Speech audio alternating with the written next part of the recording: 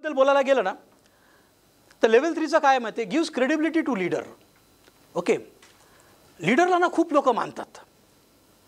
Okay, हा जो leader असतो ना तो वॉक द टॉक, जे बोलतो ते करतो, जे बोलतो ते करतो. तो असे मोटिवेशनल टॉक काही हायफाय असं काही बोलत नाही. तो रोज दिवसाला आपलं 100% देतो. सकाळी येतो, दिवसभर काम करतो, परत दिवस संपला म्हणून घरी जातो, परत येतो, परत काम करतो. त्याला रिझल्ट फार महत्त्वाचा आहे.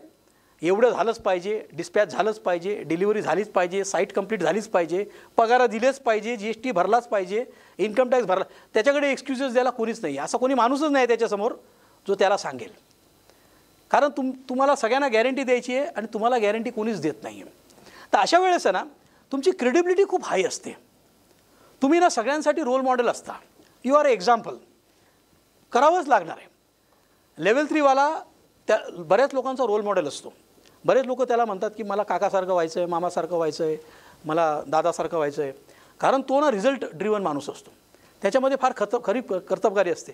तो कुठलेच कारणं देत नाहीत की का नाही झालं. आणि तो कारणं सांगेल तर लोक ऐकायला तयार पण नाही आहेत.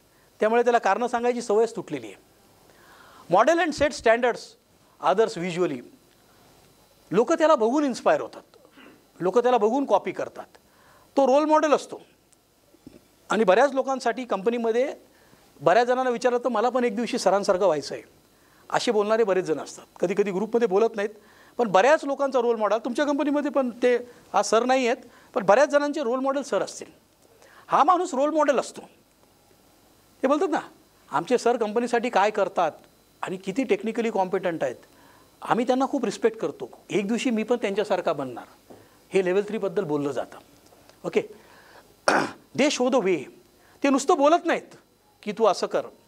इथून कोल्हापूरचं तिकीट काढून देतो त्याला ट्रॅव्हल एजंट म्हणतात. पण कोल्हापूरला घेऊन जाऊन पन्हाळगड पूर्ण आपल्याला दाखवतो त्याला गाईड म्हणतात.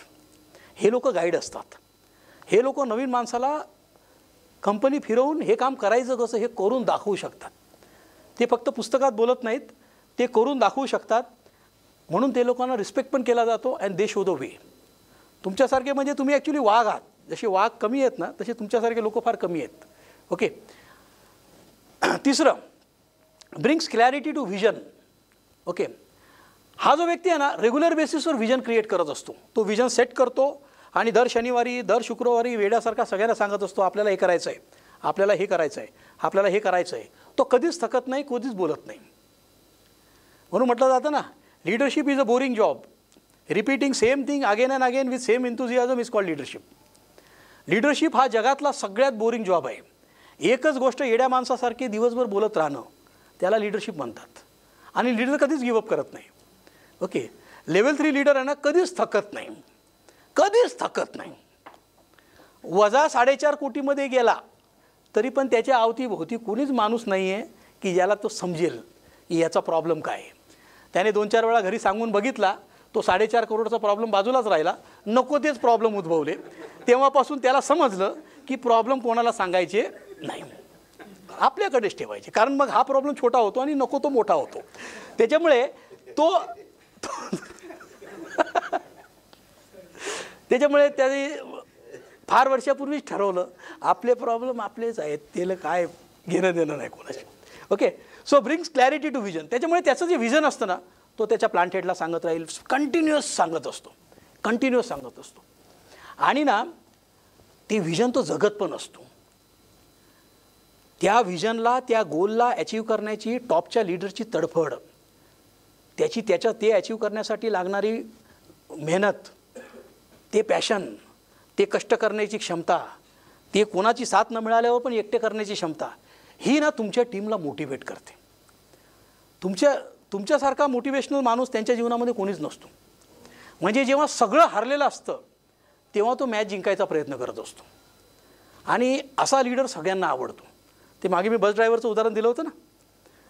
तुमची बस दादरला पोचवण्याची तडफड, तुमची बस दादरला पोचवण्याची तळमळ तुमच्या लोकांना इन्स्पायर करते आणि ते लोक तुम्हाला रिस्पेक्ट करतात.